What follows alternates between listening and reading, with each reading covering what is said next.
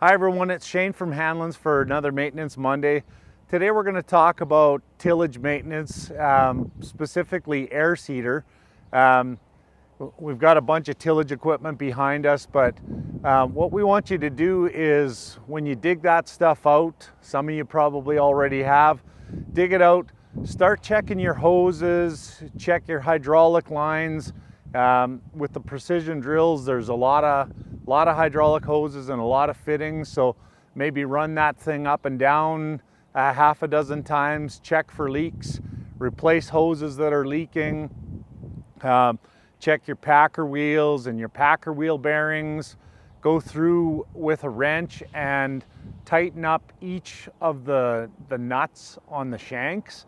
Like on the Morris units, there's bolts and nuts that go through that hold everything snug. Best to go through and snug that stuff all up, and then you reduce the amount of bushing wear on those pins. Check your air cart. You know, if you've got a mechanical one, crank that crank a few times to see that everything turns nice and free. If not, you're going to want to either wash out your meter bodies, or you may have to pull them down and take them apart on the bench and clean the fertilizer out of them.